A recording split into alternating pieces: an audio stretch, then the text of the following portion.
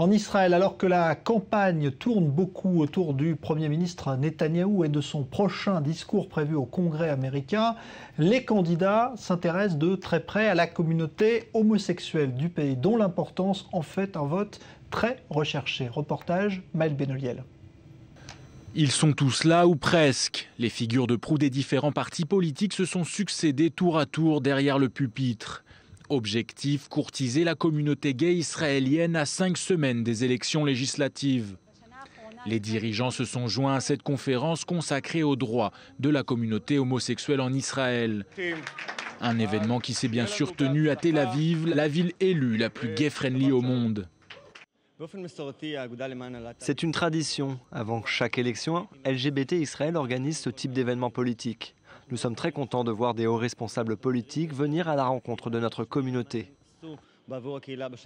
Des responsables politiques de prestige, l'actuel ministre de la Défense Moshe Ya'alon, Yair Lapid ou encore Tzipi Livni, une des favorites de ces prochaines élections, étaient présents, dans l'espoir d'obtenir le soutien électoral de la communauté LGBT. Pour Yair Lapid, l'égalité des droits des homosexuels a toujours fait partie de ses priorités.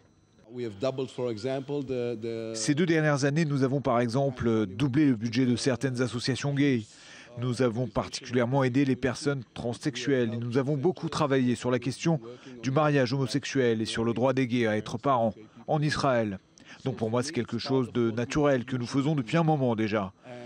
Être ici est une opportunité de plus, de rencontrer cette communauté et de leur dire que nous sommes de tout cœur avec eux.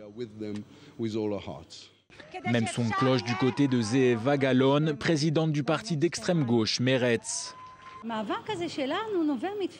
Ce combat, nous le menons que depuis des années et il fait partie pour nous d'un combat global. Défendre les droits de l'homme, ceux des Arabes israéliens, ceux des demandeurs d'asile, ceux des orthodoxes, ceux des Éthiopiens, des Russes, de l'ensemble de la population israélienne à qui on ne respecte pas les droits. C'est donc pour cela que nous sommes là aujourd'hui, pour dire à la communauté LGBT que nous la soutenons et que leur combat est un combat global pour le bien de la société.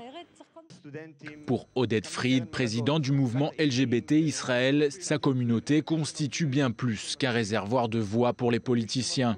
Nous ne sommes pas utilisés par les politiciens. Nous pensons que les élections sont le bon moment justement pour demander des choses, faire entendre notre voix et demander aux politiciens ce qu'ils comptent faire pour nous. Un meeting préélectoral pour la cause homosexuelle auquel n'auront pas participé certains partis politiques. Parmi eux, les partis ultra-orthodoxes et les formations arabes de gauche. On a la page spéciale.